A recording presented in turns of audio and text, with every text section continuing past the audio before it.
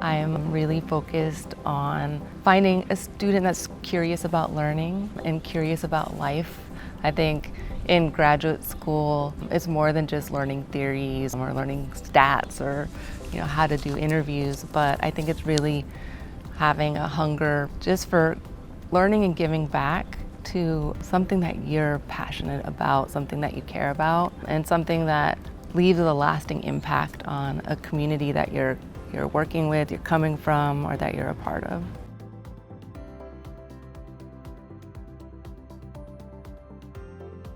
After attending the Academic Research Consortium at UCSB, I felt like all of the experiences during that summer really helped me to make that decision.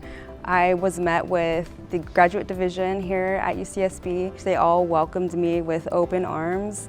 That was something I hadn't experienced over the summer. I applied to a handful of summer research programs that did not allow for my son to attend with me, and so this was actually the only institution that met me where I was and provided those resources, which made me feel so connected. Along with that, I met my advisor, Dr. Rebeca Mireles-Rios, and we really hit it off. I was able to apply some of my own psych background to her work, and so that was like the first taste of interdisciplinary work that I was working with. And I found that I learned so much in terms of qualitative methodology. Dr. Rios has extensive background in qualitative methods, and so being able to explore that realm of research helped me to develop as well.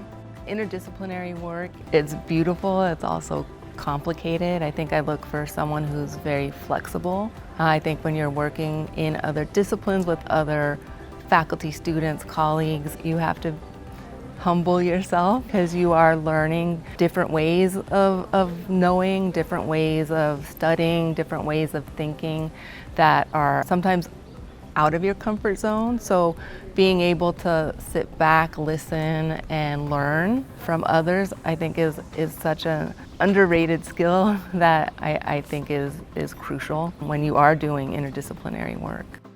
I think that the biggest takeaway from all of the undergraduate research programs that I was involved in was mentorship. That was a huge piece.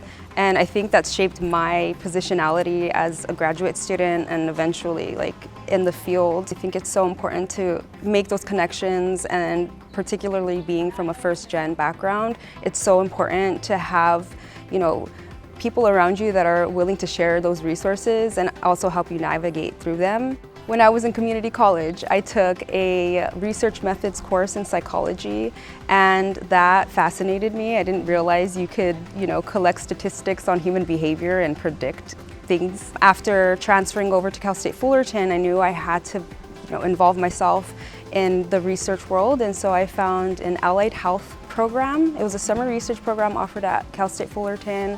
It was about 7 weeks, and there I worked on a literature review under a public health faculty. Her name was Dr. Diana Tisnato, and another undergraduate student. There we looked at healthcare disparities and the lack of change that has happened over our history, right? And so working with literature that talked about students of color, first-gen students, coming from minoritized backgrounds and their inaccess to education, or just the barriers that exist within the structure, all of that fascinated me, and I really was interested in exploring that a bit more. At the same time, I was really interested in researching about student parents and their success in higher education. Just finding my own limitations within higher ed, I was starting to just become inspired for advocating for that population, and so I ended up finishing up the program and seeking out other research experiences. I found McNair Scholars at Cal State Fullerton. Dr. Patricia Litarte was directing the program, and again, in that position, modeling what it looks like to potentially be a researcher or faculty, I think were such important parts of the journey. One of the things I love about working with students is that every student comes to us at different stages in their life, different skill sets, different experiences, and so meeting students where they're at is the kind of my approach. And I think everyone has a special gift to bring. I think it's up to us to kind of help figure that out and help them recognize what it is as well. And so my job is to, prepare students the best that I can. And I think that means giving opportunities to present at conferences, to publish, to meet other people, to work with other people that maybe are better than I am or that can train them better. And so to see them succeed, even if it's not with me, is my goal. I have learned so much from Dr. Rebeca. I think that the most impactful set of advice that she's giving me is to be flexible and to be patient. That goes along with life in general and also the research, right? If you have a recruitment method that is just not getting folks to participate, then we've got to change the course of plan.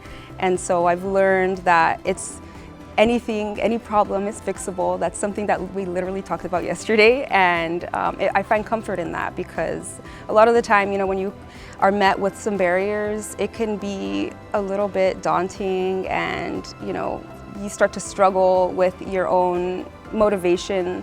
And I think that having an advisor that echoes these very real realities of life is extremely important. Monique has many gifts and talents. She is an incredible collaborator. I think that's another part of doing the interdisciplinary work. She works so well with others and brings people together in a way that is powerful. So I'm honored to be working with her.